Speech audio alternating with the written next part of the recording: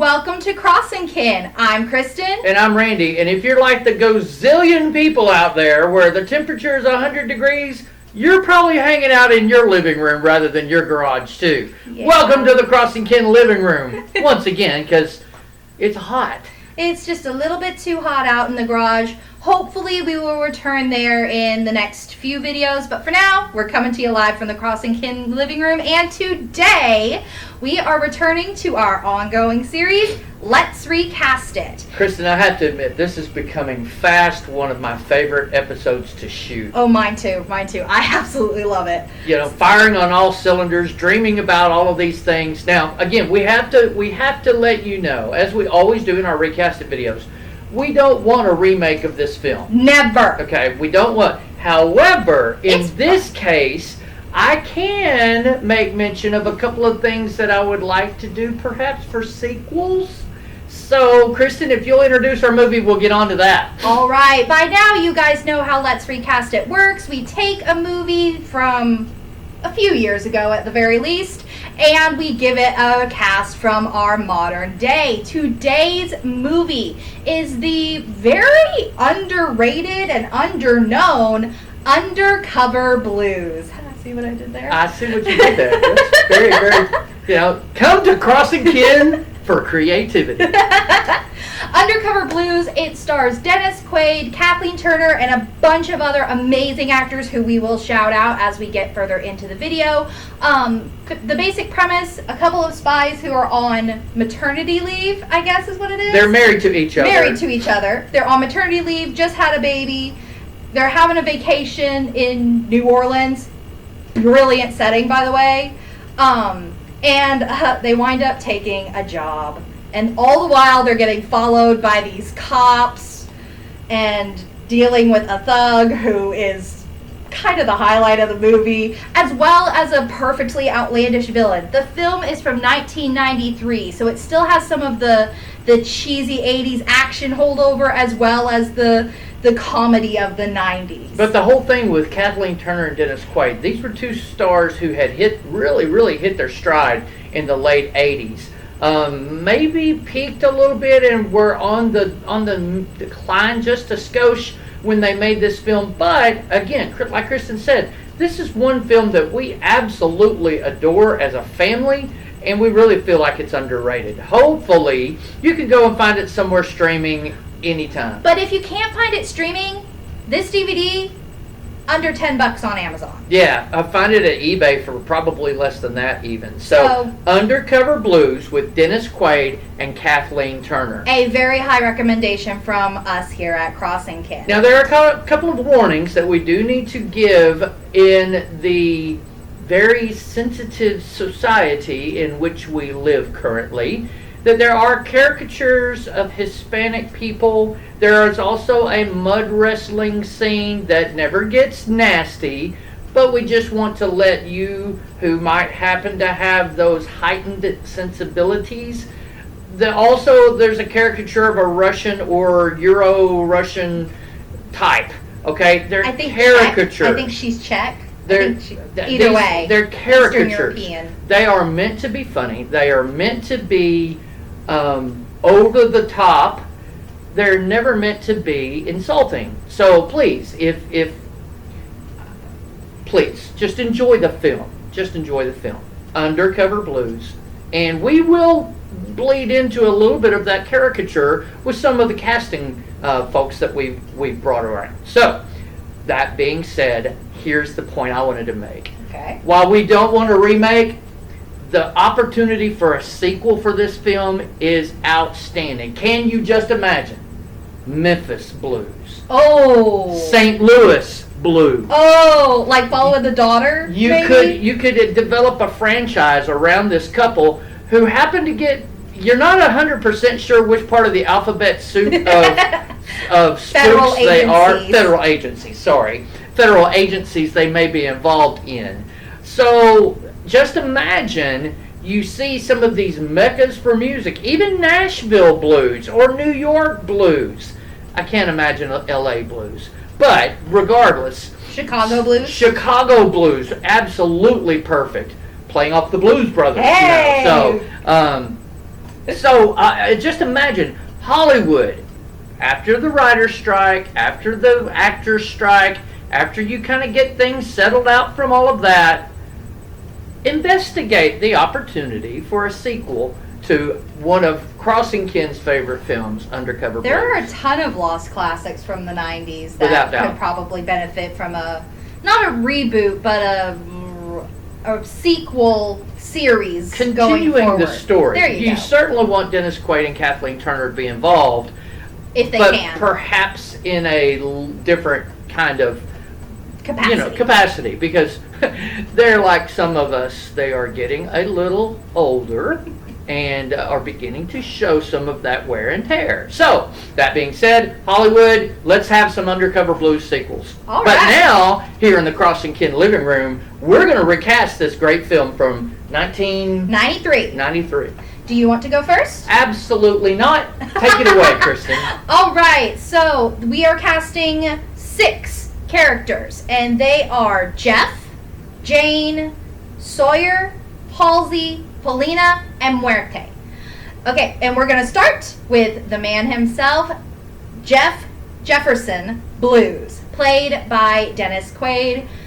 This is one of my favorite roles that Dennis Quaid has ever played. I've known him from The Parent Trap and then went back in time and investigated some of his other work.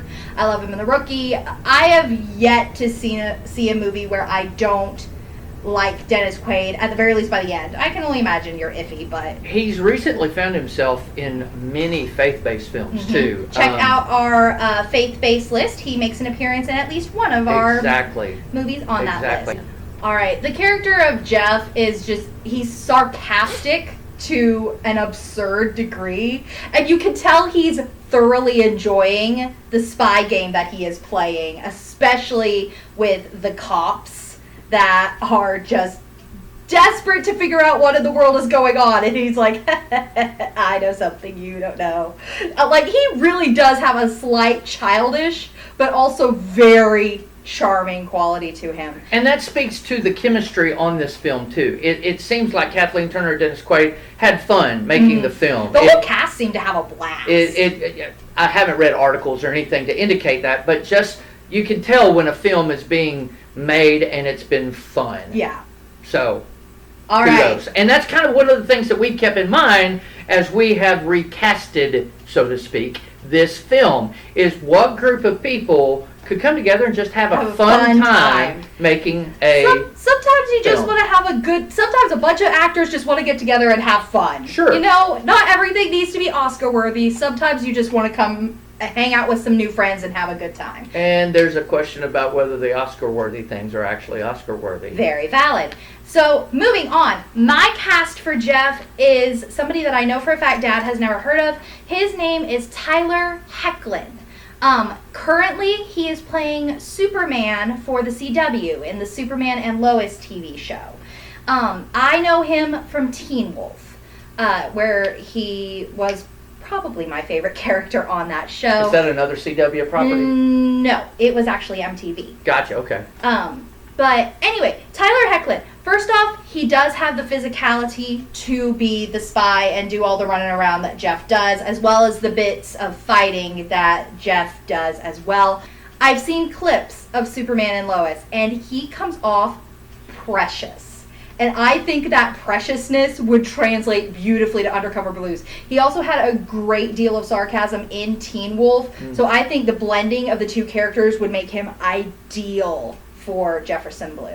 Actor's name one more time? Tyler Hoechlin. Awesome. Good deal. You're right, Kristen. I don't know who that is. I am, however, going to talk about an actor for my Jefferson Blue that is familiar to both of us. We first encountered him in Once Upon a Time, the ABC television show that we really, really liked. I think they jumped the shark later on in seasons, but the entire body, Once Upon a Time. For fans here at Crossing Kin, we recommend the show. It's like a lot of shows, you just need to depart from reality, but that's what we watch TV and movies for. Eon Bailey played Pinocchio in Once Upon a Time. We've recently discovered that he also plays a very Jefferson Blue-like character in a show called Covert Affairs with Piper Bravo. This was a Golden Globe winning show. We're finding it on Amazon Prime right now. Freebie, right. We love Freebie. But we are also, it's not the greatest show, but it's entertaining. Eon Bailey plays a spy in this television show. Now, he's going to be a little bit older than Kristen's Superman guy, but I still think, just facial expressions, physicality, and just swarminess, if you will, I think is a great word to describe Eon Bailey. Those are the only two things we've seen him in. If you've seen Eon Bailey in something other than the things that we've mentioned, please let us know. Absolutely. Let us know in the comments section. And also, as always, let us know what you think about these recasts as we go forward. Next. All right, next up we have Jane Blue, originally played by Kathleen Turner. She is so cool in this movie. She is fantastic in the film. Jane is the one who has logic and a brain. She's the adult in the relationship. She's the adult in the room. She is the adult in the room, and it's wonderful. But honestly, I picked someone that the adult being the adult in the room might kind of be a stretch for, but I think she would be brilliant in this role. I have picked Awkwafina. Oh, cool. I love her in literally everything I've seen her in. She's in Shang-Chi, she's in Ocean's 8. She was the only enjoyable part of Raya and the Last Dragon for me. She's the reason I didn't fall asleep during that movie. Thank you, Awkwafina. But the reason I think she could pull Jane off is another movie that I actually discovered on Amazon Prime called The Farewell. It's a drama, and she is in no way trying to make a mockery of it. Like, she plays it very straight and comes off very wonderful in that movie. And she's also kind of the emotional center of Shang-Chi and the Ten Rings as well. So a little comic relief there too. She's comic relief, but that's she's her background. A blend of comic relief and heart in Shang-Chi. So I have no doubt that she and Tyler Hoechlin would play very well off of each other. She also has a really great stone face.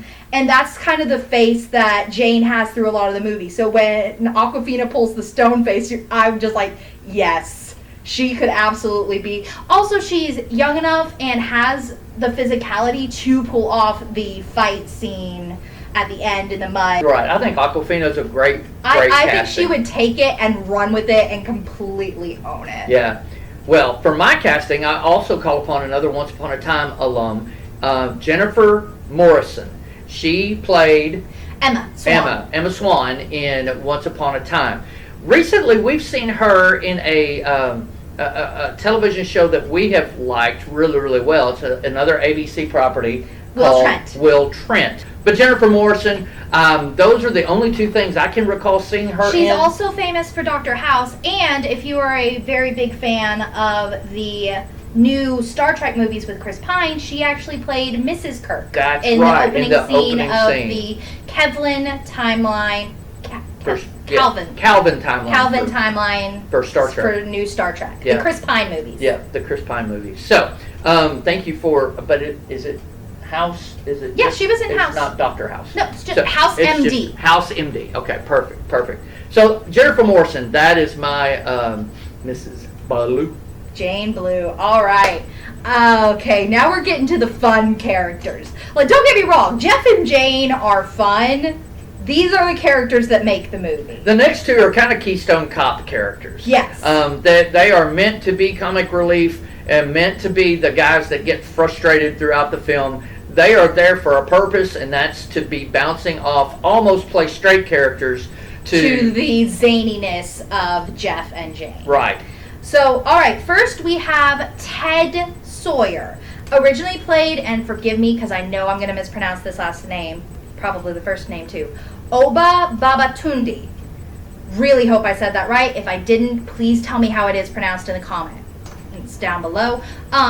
The only other thing I can think of that we've seen him in is the new SWAT with Shamar Moore, where he played his dad. Again, this is an actor I adore. I recently learned that he was actually on Broadway in Dreamgirls. His character of Ted, like Dad said, he is very much playing the straight man, to Dennis Quaid's sarcastic and again, I know something you don't know, but he's just a cop trying to do his job. He is trying to do his job and keep his city safe. So my pick for Ted is Jason George. If you are not familiar with that name, he is probably most famous for Grey's Anatomy and Station 19. He is a major character in both of those shows. He plays Dr. Ben Warren, who then later becomes firefighter Ben Warren. He is the most sane character on that show. He is also the most chill character on Grey's Anatomy. He is one of the few characters that it is impossible to hate. It's easy to hate most of the characters on that show. It's very hard to hate Ben. So he is charming beyond belief. He is, the interviews I've seen with him, he comes off as a very genuine and kind person. And then on his shows, he's very, I'm here to get my job done. So I have no doubt that he would be able to bring a lot of charm and charisma to Ted. And honestly, I think it would be hilarious just watching Tyler Hoechlin poke him. And I think it would be amazing watching him blow his top. I just think it would be amazing. I think Jason George would do an amazing job. A lot of the things that we wind up with at Crossing Kin, especially in our recasts, sometimes they wind up being cast, our recasts are folks that we've seen recently or we've read recent articles. I mean, that's the thing that we want to do for the most part. My recast it for this character is Sterling K. Brown. I love that. From This Is Us, yes. correct? Okay. Yes, sir. That's the only thing I know him from. I think he has been around. That's right, he's in Black Panther. But he's not a prominent character in Black Panther, as I recall. He plays Michael B. Jordan's father. Okay. Sterling K. Brown, excellent character actor. I think he would handle the seriousness of the role without taking it to be stoic. He would be able to make it not too serious. He has great comedic timing. I've seen This Is Us, and he is a very funny man. Well, I think Sterling K. Brown is my pick for the character of Ted Sawyer. Ted Sawyer. Ted! That's amazing. I love Sterling K. Brown, so I think he would be great. Now, the quintessential sidekick is who we are casting. Is frustrating. He's annoying in the film. Very annoying. So part of our recasted challenge sometimes is to get a character that is not as well liked perhaps in the original film to be cast by someone that we really dig. The character's name is Halsey. I do not know if he's ever given a first name. If he is, I don't remember it. He is played by Larry Miller, who has literally been in everything. And Mr. Miller, this is not a This isn't criticism. a thing against you. You probably did what you were given. Told to do. You did what you were told to do. It's a wonderful balance between those two characters as the New Orleans PD. It's the same with Jeff and Jane. Jane has a brain, Jeff is having fun, Ted is smart, Halsey is not. Let's put it that way. Okay, that's nice. So, alright, my cast for Halsey is Matthew Lillard. Okay. Shaggy himself. I have zero doubt he would be able to make this character in his buffoonery likable. Now, Matthew Lillard also showed up in a recent episode of True Lies. True Lies. The short-lived CBS show. Very short-lived CBS show based off the Arnold Schwarzenegger, Jamie Lee Curtis film of the same name. Honestly, True Lies is a little bit like Undercover Blues. In some ways, yes. In some aspects. Yeah. But yeah, Matthew Lillard, he's a little bit like Tyler Hoechlin. He's precious, but I think he plays doofus very well. He does. And that is not a dig against you, Mr. Lillard. That is a compliment on your acting ability. It takes skill to play a doofus without making them annoying. Without doubt. And I think you could play this doofus without making him annoying very, very well. Yeah. My pick, where's my hat? I lost my hat! Y'all go back and watch Sahara and you'll get this reference. My pick for this character is Steve Zahn. He is fast becoming one of my favorite overall actors in Hollywood because unfortunately he gets a little typecast, but he is just my personal, I think he's a great actor. I think he would handle this role in a little bit of a different way than the original character actor. He would make him not dumb, he would just make him not quick on the uptake. And Steve Zahn could pull that off relatively well. I mean, we know him from Sahara. We know him from Daddy Daycare. He was the pig in Chicken Little. So Steve Zahn has a wide variety of films. And I think he's also done some pretty heavy drama stuff, too. Mm-hmm. He had a show with Christian Slater on ABC there for a minute. I can't remember what it was called. It only lasted for a season. But the episodes we watched of it, he was precious. I like Steve Zahn. We love Steve Zahn. We do. And so the character of Halsey in Undercover Blues, the recasted version only from Crossing Kin. All right. Up next, we have Paulina Novacek. Paulina. I believe she's meant to be Czech. She was played by Fiona Shaw. Now, we have talked about this lovely woman before. We have rediscovered her recently. Star Wars videos. We talked about her a couple of times, I believe. Absolutely exquisite in Star Wars. Mm-hmm. And Andor. We love her yes. as Marva Andor. She actually made our honorable mentions in our top 10 Star Wars characters. Hopefully there is a card somewhere up here above our heads. But yes, Fiona Shaw, she was given, I have no doubt that she was given carte blanche to do as she pleased in this role, and she took it and was fabulous. Over the top. It was certainly the caricature of that time period. Now remember, 1993, okay, Cold War still, but a little thawing going on, but still the the caricature of that Eastern European. Thank you, Eastern European. The Eastern European bloc was still a very easy punching bag for Hollywood, if you will. And she carries this. Absolutely does a phenomenal job. What's amazing is that while she is over the top, she's still menacing. Without doubt, she's still terrifying. Until the mud wrestling thing. And then it's then it's a little lame. Comic. Whatever. But cheesy. Borderline camp. We love you, Fiona Shaw. We love you in this role. We do, yes. I love you, Fiona Shaw. So, who could live up to Fiona Shaw? I have an idea. And her name is Karen Gillan. I love this casting. I love this better than my own. Nebula from Guardians of the Galaxy or Ruby Roundhouse from the new Jumanji shows. Also, if you are a Doctor Who fan, she is Amy Pond from that. I have no doubt she would be amazing in this.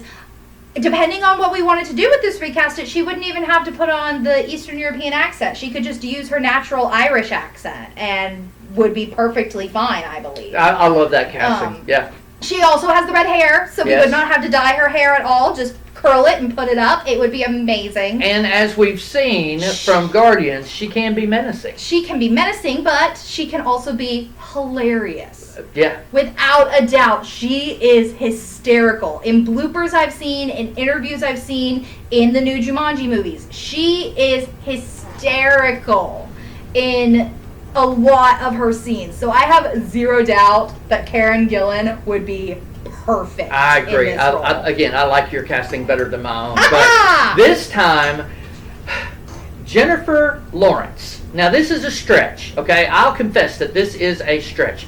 You've seen her in some real heavy drama things. Of course, there's the whole Hunger Games thing. And then more recently, that really not good comedy-looking film. Let's move on. Moving on, yeah. But because of her activity in that film, with the right script, I feel like she would make a good Paulina.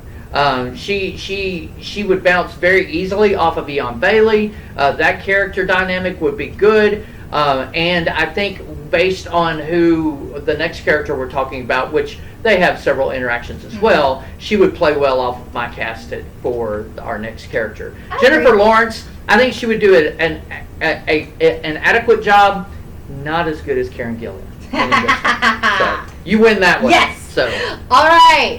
Next up, Muerte. I think this is the character of the film. As played by the incomparable, the brilliant, the amazing, non-Hispanic Stanley Tucci. I'm telling you, you want to talk about somebody who plays a character over the top. It is outstanding. outstanding how well Stanley Tucci carries this role. What's amazing is that Stanley Tucci is also a brilliant dramatic actor. Absolutely. But most of what we've seen him and love him in, Over the Top is the name of his game. He is in Hunger Games. He is a little bit in Captain America with his German accent there. He was in that cooking. Julia Childs. Julia. He was a Julia Childs. Julia and Julia. A very good film. Go and check that one out. But that's one where he's more dramatic and very serious, and Right. I still love him. He is more recently in the Amazon Prime Citadel. I can't recommend that show. Stanley Tucci was pulling off some really, really cool stuff, but the language is awful. The action is terrible. The language is so off-putting.